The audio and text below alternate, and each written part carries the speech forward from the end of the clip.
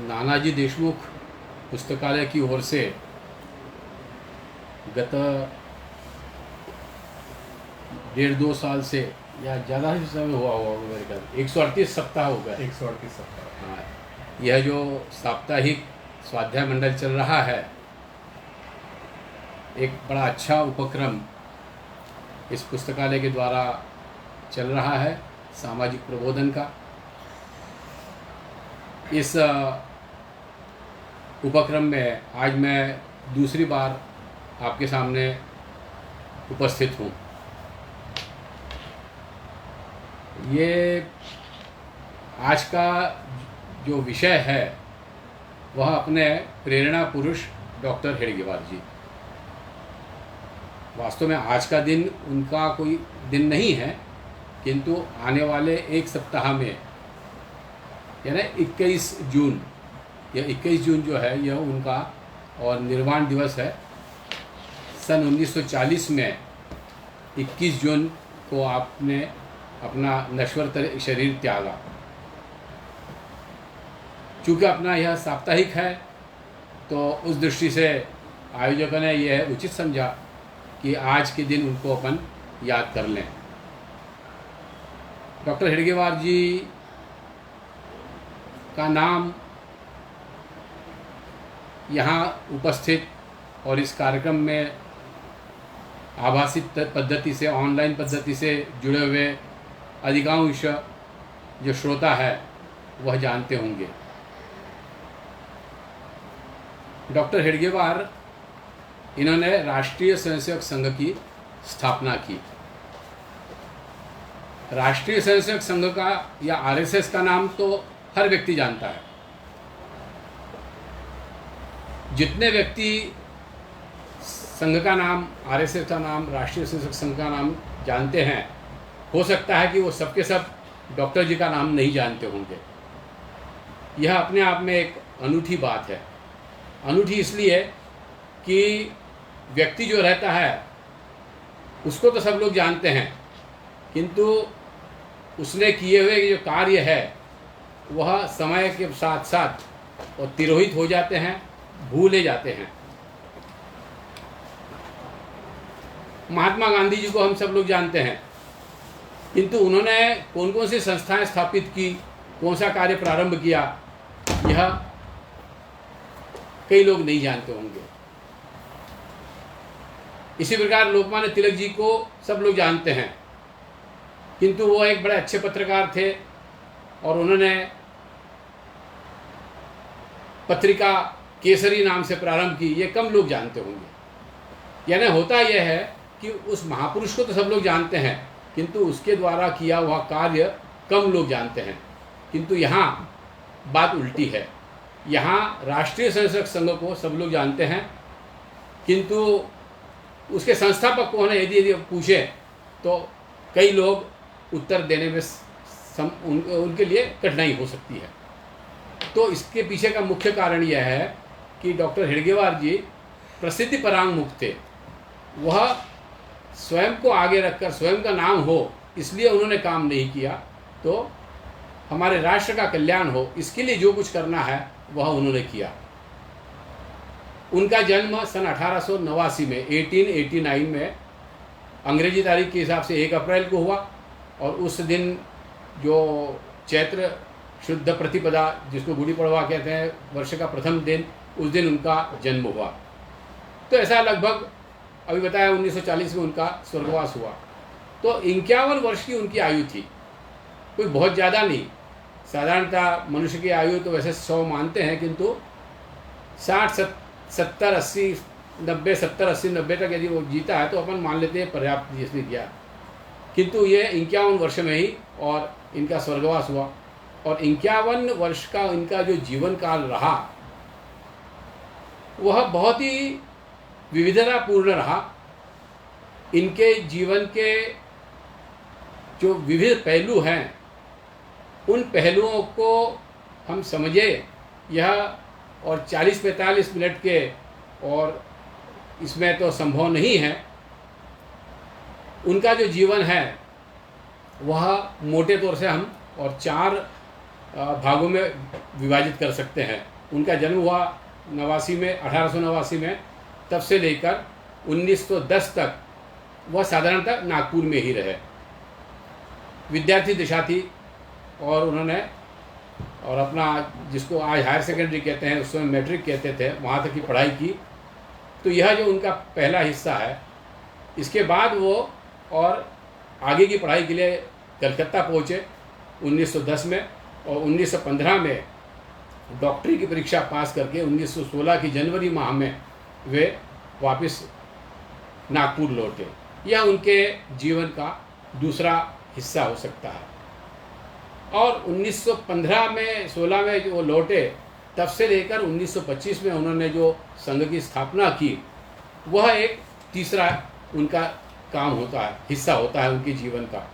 और चौथा हिस्सा जो है 1925 में संघ स्थापना के बाद में, और पूरा अपना ध्यान उन्होंने संघ की कार्य को बढ़ाने में लगाया, और अंत में और यज्ञ में आहुति के रूप में अपने पूरे शरीर को उन्होंने और न्योछावर कर दिया 1940 में 21 जून के दिन। वहाँ तक का यह चौथा हिस्सा हो सकता है। ऐसे 4 हिस्सों में उनके जीवन का और मोटा मोटा हम और विभाजन कर सकते हैं।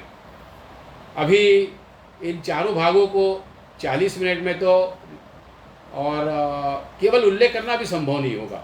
तो इसलिए मैंने और अनिल जी से और कल कहा कि यदि मान लो हम इसको एक के 2 दिन रखें, आपकी सुविधा के साथ दूसरा दिन कभी भी हो सकता है, और गुरुवार को रखें। हाँ, तो ये अच्छी बात है कि उन्होंने मेरा अनुरोध स्वीकार किया। उस दृष्टि से दूसरा जो रखने वाले हैं उसकी विधिवत घोषणा और आयोजक करेंगे ही। तो आज जो है उस दिन हम केवल उनके जीवन का 1915 तक का जो हिस्सा है उसके ऊपर अपना विशेष ध्यान केंद्रित करेंगे।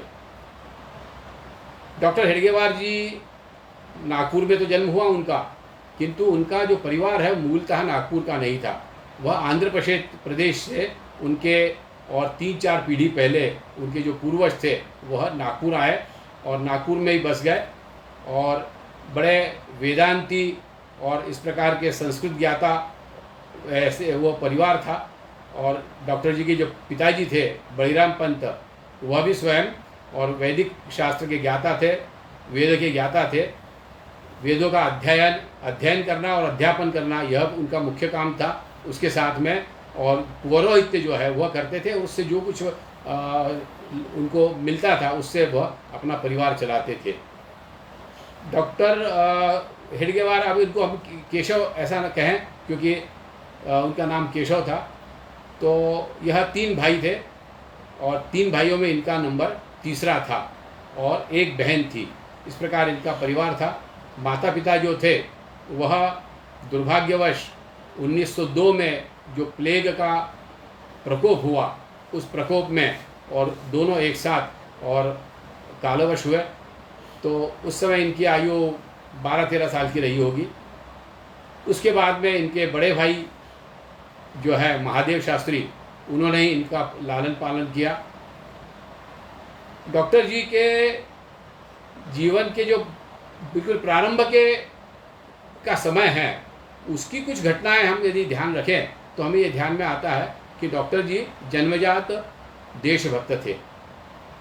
सन 1897 में, यानी जिस समय उनकी आयु 8 साल की रही होगी, इस 8 साल की आयु में ही और उनकी एक जो संस्मरण है वह बड़ा प्रेरणादायक ऐसा है। उस समय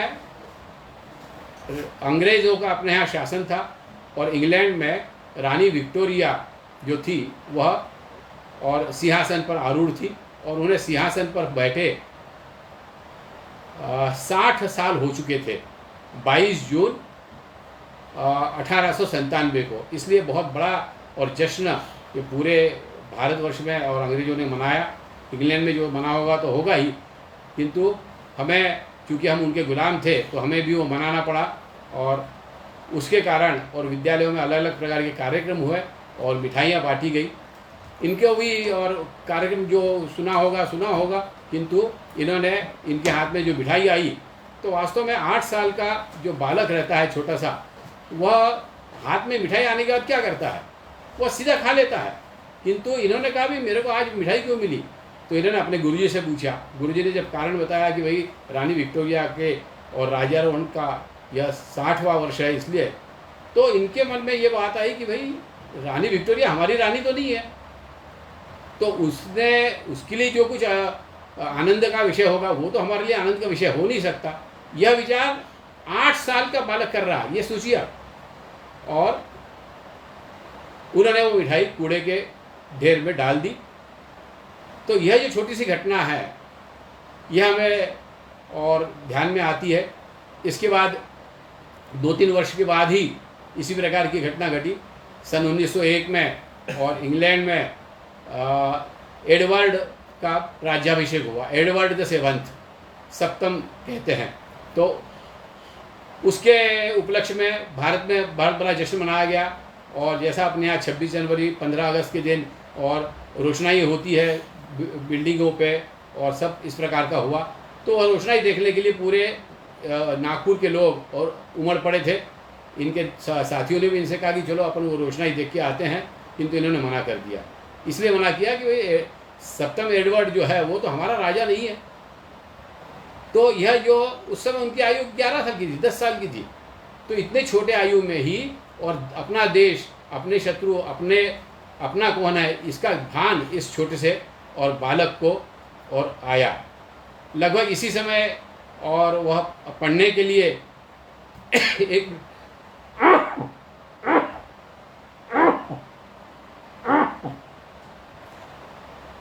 अपने गुरुजी जो थे, एक वज़े नाम के गुरुजी थे, तो वह और बच्चों को पढ़ाते थे, तो उनके यहाँ जाते थे पढ़ने के लिए। वह वज़े गुरुजी का जो घर था वह सीताबर्डी किले के सामने था, और सीताबर्डी पे और यूनियन जैक फहराया रहता था। ये बच्चे जो उनके साथ पढ़ने आते थे उन्होंने देखा कि भाई शिवाजी के किले पे तो भगवा ध्वज लहराता है और ये तो यहाँ पे यूनियन जैक लहरा रहा है, इसको हटाना चाहिए। तो क्या करना चाहिए, तो सीधे तो पहुँच नहीं सकते, तो हम क्यों न सुरंग बनाएं। और यह विचार करके उन्होंने और सुरंग बनाने का काम प्रारंभ किया। जब सुरंग बनाना थोड़ा सा 3-4-5 दिन हुए तो घर के लोगों को, वज़े गुरुजी को भी और पता पड़ा, तो उन्होंने फिर उनको समझाया कि बच्चों आपकी भावना तो बहुत अच्छी है, किंतु केवल झंडा हटाने से नहीं होगा काम, उसके लिए क्या करना पड़ेगा, आप अभी छोटे हो किंतु बड़े होने के बाद में और आप सब लोग जो है अंग्रेजों को यहाँ से भगाने का प्रयत्न करिए, इस प्रकार। तो यह जो तीसरी घटना है, यह 3 घटनाएं जो हैं यह अपने को दिखाती है कि उनके और जीवन में बिल्कुल छोटे अवस्था में 9-10 साल की अवस्था में ही और उन्होंने देशभक्ति की भावना उनके मन में भर गई थी। इसके बाद वो थोड़े से बड़े होते हैं तो 1905 में, जैसा कि हम लोग सब जानते हैं कि अपने देश में एक बहुत बड़ी घटना घटी, वंग भंग, बंगाल का विभाजन अंग्रेज़ों ने कुटिलता से किया और उसका बहुत भयंकर विरोध बंगाल में हुआ ही, उसके अलावा अन्य राज्यों में भी हुआ। और उस विरोध को फैलाने में जो एक गीत सबसे ज़्यादा कारगर हुआ वह वंदे मातरम, जो बंकिम चंद्र चट्टोपाध्याय जी के आनंद मठ नामक उपन्यास में है, हम सब लोग जानते हैं। वह और पूरे भारतवर्ष में और वंदे मातरम का गाना गायन होने लगा, वंदे मातरम के नारे लगने लगे और एक देशभक्ति की लहर पूरे भारतवर्ष में फैल गई। उसके परिणाम स्वरूप और वंग भंग को वापस लेना पड़ा, वह अलग बात थी, किंतु यह जो वंदे मातरम वाली बात थी, यह बात और जो है नागपुर के जो युवक है उनके साथ भी हुई और उन्होंने और अपना एक समूह सा बनाकर और वंदे मातरम के माध्यम से देशभक्ति का प्रचार प्रारंभ किया। उसी समय सौभाग्य से डॉक्टर जी की भेंट एक डॉक्टर मुंजे इनसे हुई। डॉक्टर मुंजे, बालकृष्ण शिवराम मुंजे ऐसा उनका पूरा नाम था। वो स्वयं डॉक्टर थे और डॉक्टरी की परीक्षा उन्होंने पास करने के बाद में बम्बई में कुछ साल प्रैक्टिस की। उसके बाद में उनको मन में आया कि भाई हमने और सैनिकी शिक्षा प्राप्त करना चाहिए, इसलिए वो सेना में भर्ती हो गए और सेना में ब्रिटिश सेना के अंग के रूप में बोर का जो युद्ध हुआ उस युद्ध में वहाँ गए, वहाँ से लौट के आए। यह उनका पूरा का था और बाद में उन्होंने सोचा कि अब मेरा सैनिकी शिक्षण पूरा हो गया है, मुझे देश सेवा करनी है, तो उन्होंने सैनिकी जीवन से और स्वेच्छा सेवानिवृत्ति लेकर नागपुर आकर, नागपुर में वह और अपना और वैद्यकीय प्रैक्टिस जिसको कहना चाहिए वह करने लगे। दवाखाना था, उस दवाखाने का जो उपयोग है मरीजों के लिए तो होता ही था, किंतु उसके अलावा वहाँ पर और डॉक्टर हेडगेवार, उनके समकक्ष, उनके समआयु के जो लोग हैं वह और इकट्ठा होते थे। और डॉक्टर मुंजे भी और बड़े राष्ट्रवादी थे, हिंदुत्ववादी थे, अंग्रेज़ों को भगाने का, और उन्होंने भी दृढ़ संकल्प किया था।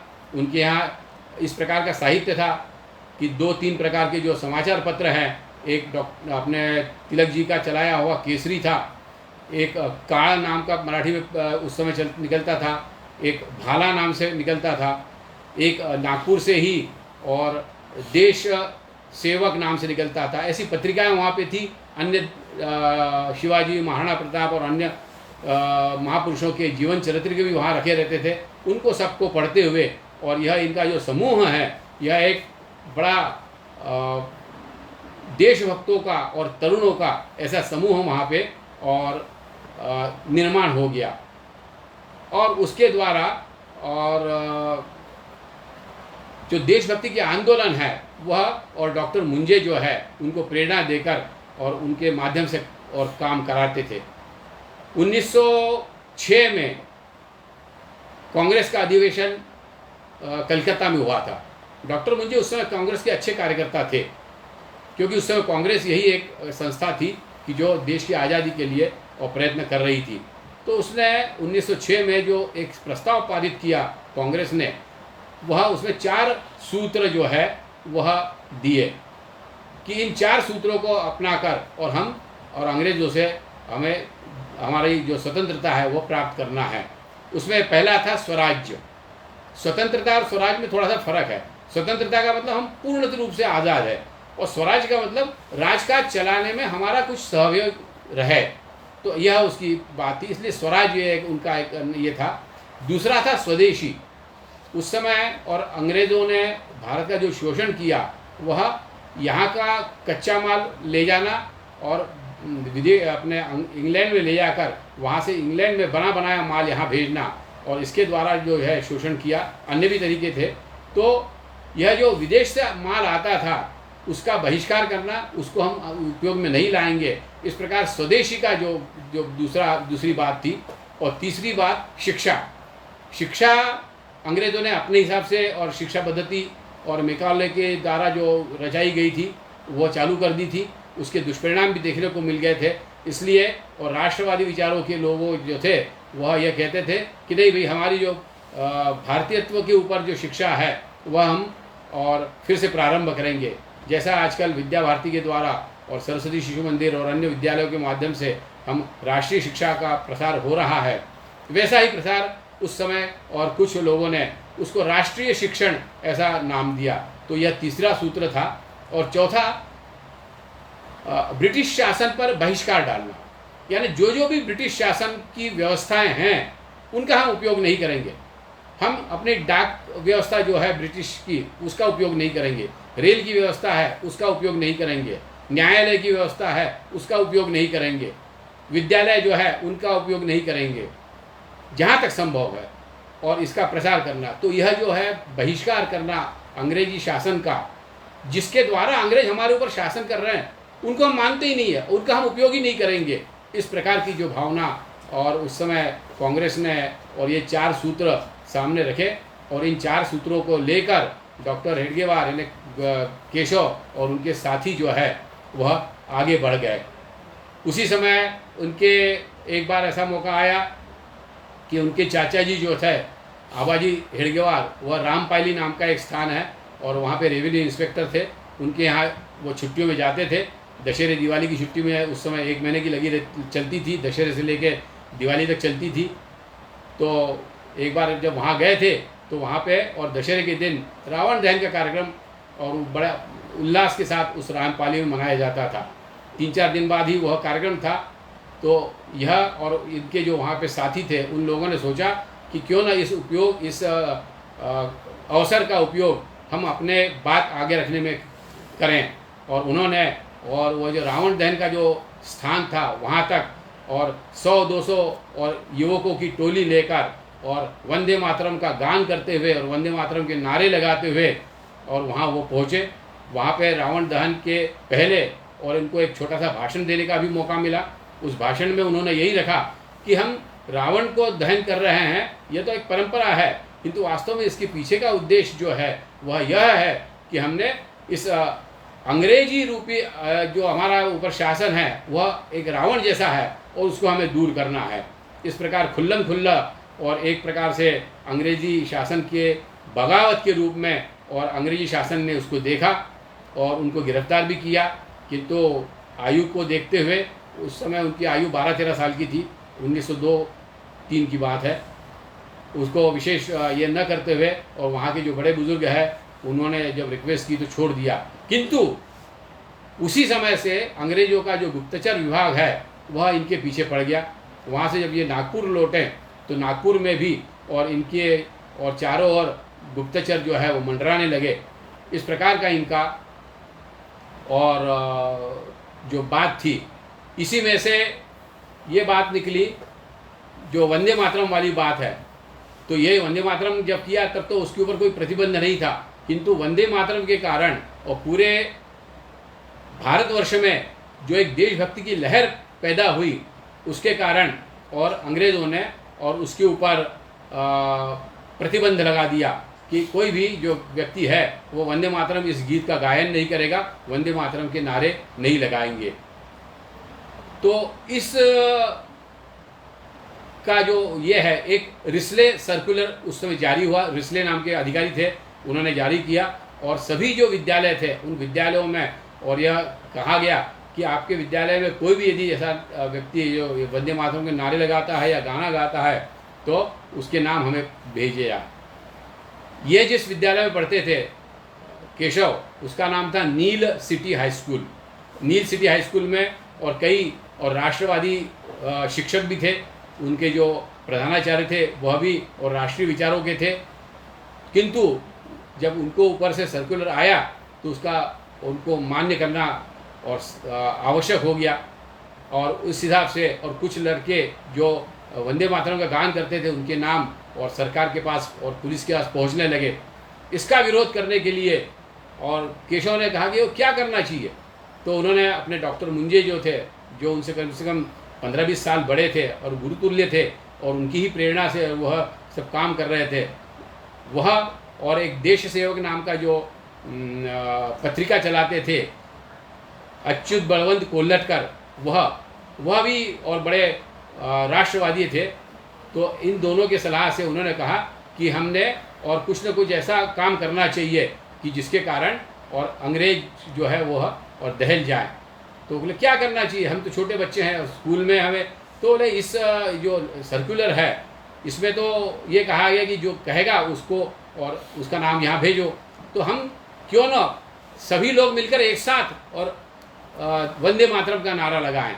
और उस दृष्टि से और इनका जो समूह था उन्होंने योजना बनाई और उसके बाद में और जब इंस्पेक्टर करने के लिए अंग्रेज़ों की जो इंस्पेक्टर आए वह जैसे ही कक्षा में घुसे उन्होंने वंदे मातरम के साथ उनका स्वागत किया। वो जो इंस्पेक्टर था वो आग बबूला होकर अगले कक्षा में गया, अगले कक्षा में भी और उसको वही और सामना करना पड़ा। उसके बाद वो गुस्से से और निकल गया, आगे का इंस्पेक्शन किया नहीं, किंतु उसने और बड़ी कड़ी हिदायत दी वहाँ के जो प्रिंसिपल थे उनको कि यह जो बच्चे जो हैं इनके पीछे कौन है और उसका नाम बताया जाए। वास्तव में तो यह पूरी योजना इतनी गुप्तता के साथ और केशव ने बनाई थी कि किसी को भी मालूम नहीं था और जो बच्चे थे उनको मालूम था, किंतु उन्होंने किसी ने भी अपना नाम नहीं बताया, किसी का भी नाम नहीं बताया। और ये जो दोनों कक्षाएं हैं आखिर में और जो प्रिंसिपल थे उन्होंने ये दोनों कक्षाएं बंद कर दी और दोनों कक्षा के सभी जो विद्यार्थी थे उन सबको कहा कि आप रेस्टिकेट जिसको कहते हैं निकाल दिया। तो ये रेस्टिकेट जब हुआ तो ये सब लोग जो थे हतप्रभ रह गए कि भाई हमारी तो पढ़ाई बंद हो गई। इनके घर के जो पालक थे वह भी बड़े और ये हो गए, चिंताग्रस्त हो गए। वो डॉक्टर मुंजे के पास आए और किया वगैरह, किंतु किसी भी बच्चे ने ये जो 2 क्लास से थी इनमें से किसी ने भी नाम बताना और ये नहीं किया। इन्होंने कहा कि भैया हमें आप वापस लीजिए, बस हमारी यही डिमांड है कि हमने जो हमें 2 कक्षाओं को जो आपने रेस्ट्रिक्ट किया है हमें वापस लीजिए। किंतु और स्कूल की प्रशासन ने माना नहीं। उनको मनवाने के लिए फिर उन्होंने स्कूल में हड़ताल की। जितने उस स्कूल के 1400 बालक थे उनको सबको समझाया, और उसमें से कुछ लोग समझे कुछ लोग नहीं समझे, उनको साम दाम दंड भेद इस सब तरीके से और स्कूल बंद करवा दिया। स्कूल को जाने के चारों तरफ के रास्ते थे उसमें 10-10, 15-15 के जो तरुण हैं वो खड़े हो जाते थे और किसी को भी स्कूल में जाने से रोकते थे। इस प्रकार पूरा स्कूल ही 1400 का वह बंद हो गया, और यह लगभग 1.5 महीने तक और यह जो हड़ताल है चलती रही।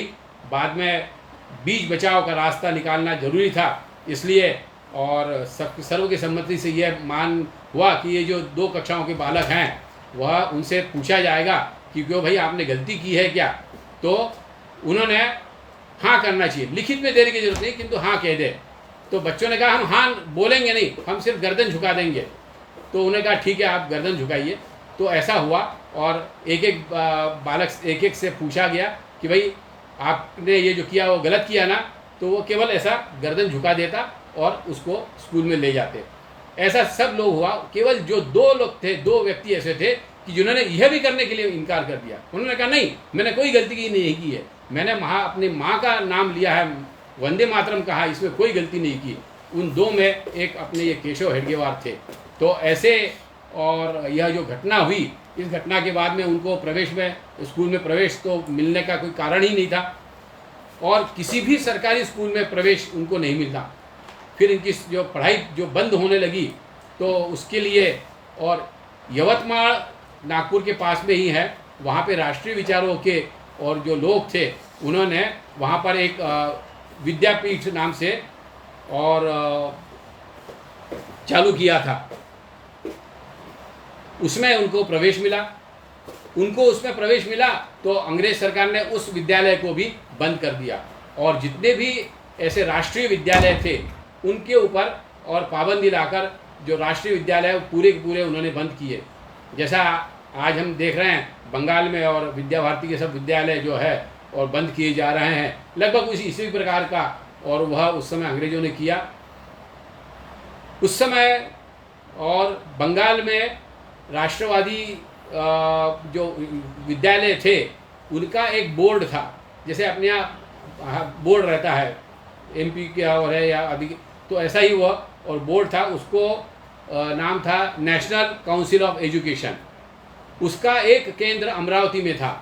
उस केंद्र में जाकर और केशव ने मैट्रिक की परीक्षा दी, उसमें से वो पास हुए, और पास होकर और फिर आगे का उनका पढ़ाई का रास्ता पूरा हुआ। इसके बाद आगे क्या करना, तो डॉक्टर मुंजे जो थे उन्होंने कहा कि भाई हमें तो यही काम करना है अंग्रेज़ों को हटाने का। तो उसके लिए सबसे अच्छी बात यह है कि कलकत्ता ये जो है यह केंद्र है अंग्रेज़ों का, अपने क्रांतिकारियों का।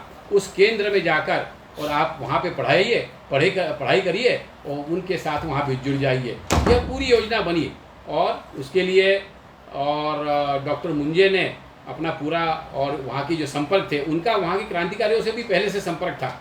जैसे कि मैंने बताया कि डॉक्टर मुंजे जो हैं वह स्वयं और सेना में रहे हैं, और वह और शस्त्र चलाना तो जानते ही थे। कुछ बॉम्ब वगैरह बनाने की भी विद्या हस्तगत करने का उनका प्रयास चलता रहा था। तो इस प्रकार उनका और कलकत्ता के जो क्रांतिकारी है उनके साथ बड़ा और निकट का ऐसा संपर्क बना था। वहाँ पर अनुशीलन समिति इस नाम से और एक काम होता था अपने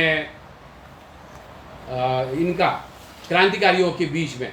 तो वह जो अनुशीलन समिति जो है उसके जो कर्ता धर्ता थे, पुलिन बिहारी नाम था उनका। तो उस पुलिन बिहारी जी के साथ डॉक्टर मुंजे का संपर्क था। उस संपर्क के माध्यम से और वहाँ पे और एक मेडिकल कॉलेज था जो राष्ट्रवादी था, सरकारी नहीं था, उसका नाम ही था नेशनल मेडिकल कॉलेज।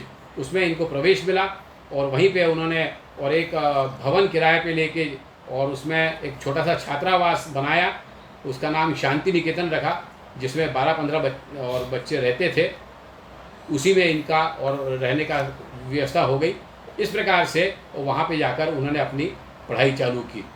तो यह जो कलकत्ता में पहुँचे, यह 1910 में पहुँचे और वहाँ जाकर और उन्होंने अपनी पढ़ाई के साथ साथ और जो अन्य विद्यार्थी थे उनके साथ दोस्ती बढ़ाना प्रारंभ किया। वहाँ जो छात्रावास थे, कॉलेज का छात्रावास तो एक बड़ा ऐसा नहीं था, किंतु ऐसे ही 12-12, 15-15 लोग एक साथ रहकर इस प्रकार के छोटे छोटे छात्रावास थे। और साधारणतः वे छात्रावास और उस प्रांत के जो लोग आए रहते थे उनका एक रहता था।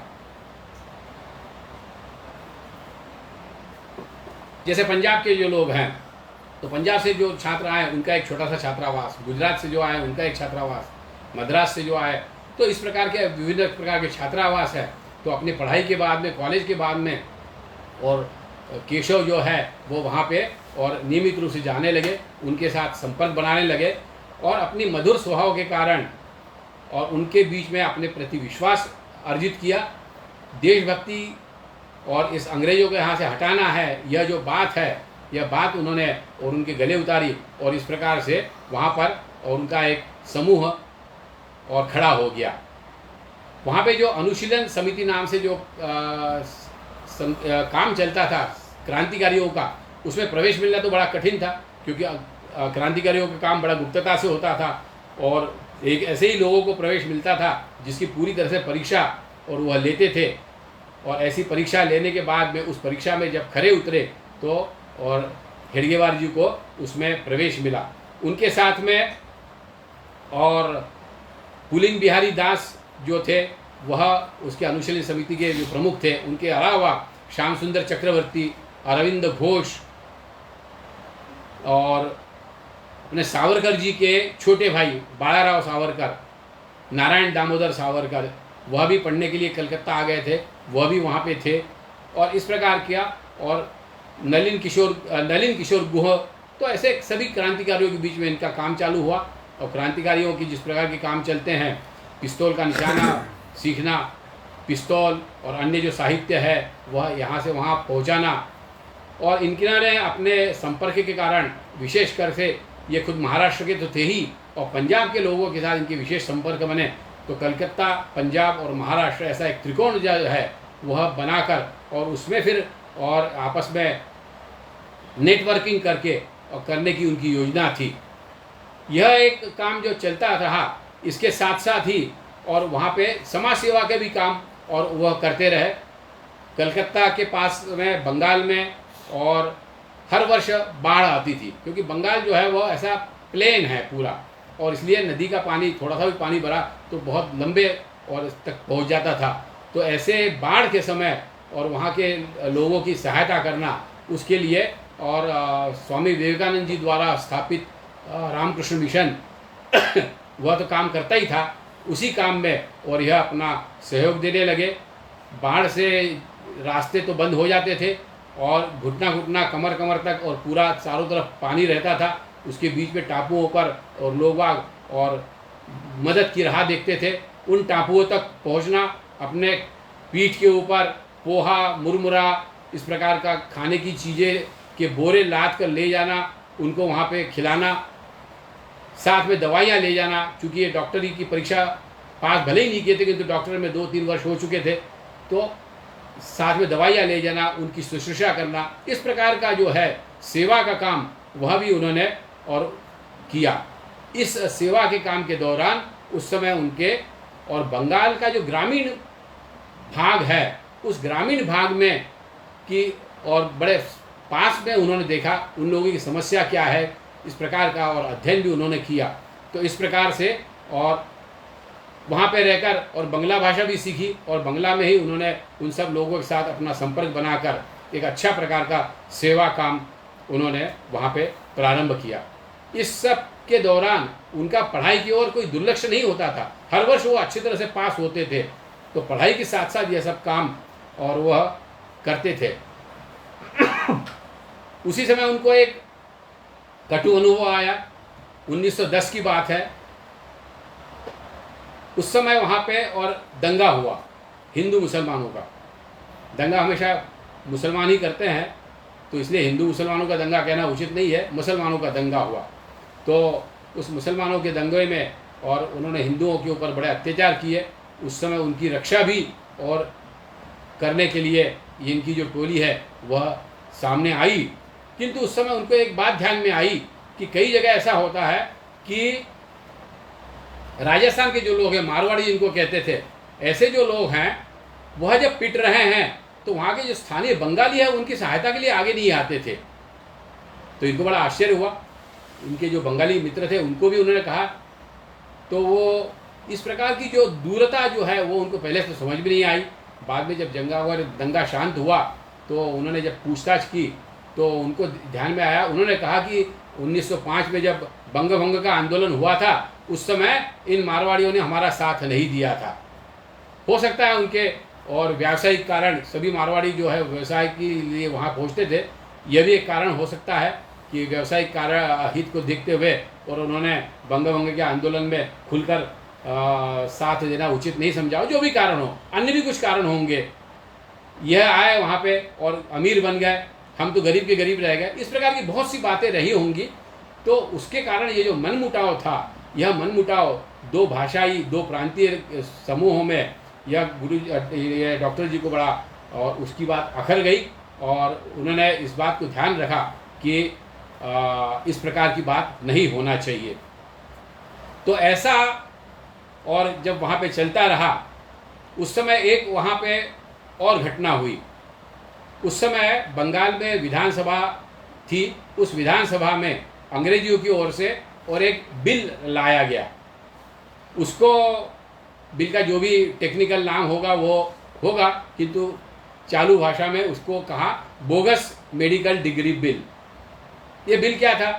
तो उन्होंने ये कहा था कि जितने भी सरकारी मेडिकल कॉलेजेस हैं उनमें से जो डॉक्टर बनकर निकलेंगे उनको तो हम और मान्यता देंगे, किंतु जो प्राइवेट है, जिसमें इनका भी कॉलेज था, नेशनल मेडिकल कॉलेज, ऐसे जो प्राइवेट शिक्षण संस्थाएं हैं उन शिक्षण संस्थाओं से जो निकले हैं उनको मेडिकल की डिग्री तो मिलेगी, वह और चिकित्सा तो कर सकते हैं, किंतु उनको सरकारी मान्यता नहीं होगी। यानी उन्होंने किसी को सर्टिफिकेट दिया तो वह सरकार मान्य नहीं करेगी या अन्य प्रकार की कोई मान्यता नहीं, सरकार के खाते में वो डॉक्टर नहीं है, ऐसा। और वो बिल का स्वरूप था। ये बड़ा अन्यायकारक था और इसका बड़ा विरोध होना था। किंतु उस समय और ये अपने पढ़ाई में थे मग्न और इनके पास इतनी बड़ी संगठनात्मक शक्ति नहीं थी कि इस बिल का और विरोध किया जाए। इसलिए उन्होंने एक बड़ा अनूठा और तरीका अपनाया। उन्होंने इसके विरुद्ध आंदोलन तो किया। इनके संबंध थे, जैसे कि कहा कि सभी लोगों से संबंध थे, पत्रकारों से भी संबंध थे, वहाँ के जो पढ़े लिखे लोग थे अच्छे, जिनका और समाज में मान्यता है, ऐसे सब लोगों से संबंध थे। तो उन सब लोगों के साथ मिलकर उन्होंने ऐसी योजना बनाई कि हम सामने देखने के लिए तो कोई आंदोलन नहीं करेंगे, किंतु ऐसा आंदोलन हो रहा है यह, और समाचार पत्रों को पढ़ने से समझ में आ जाएगा, इस प्रकार का। और उन्होंने योजना बनाई और समाचार पत्रों के जो उनके संपादक और बाकी वार्ताहर वगैरह जो थे, संवाददाता थे, उनके साथ भी इनकी संबंध थे और इनके सबके मदद से और उन्होंने और समाचार पत्रों में समाचार आना चालू हो गए कि ये जो बिल है इसके विरोध के लिए फलाने जगह सभा हुई, उस सभा में और इतने 60 लोग उपस्थित थे उसमें, और फलाने जी ने और भाषण दिया। इस प्रकार की समय आने लगी और रोज़ 4-5 सभाओं का और वृत्त उसमें आने लगा। तो यह देखकर जो पुलिस डिपार्टमेंट है, गुप्तचर है, अंग्रेजों के, वो हक्का बक्का रह गए कि भाई ये सब समाचार आ रहा है, किंतु हमें तो कहीं कोई दिखती नहीं है सभा वगैरह। तो उन्होंने कहा कि भाई कहाँ हो रही है, देखे।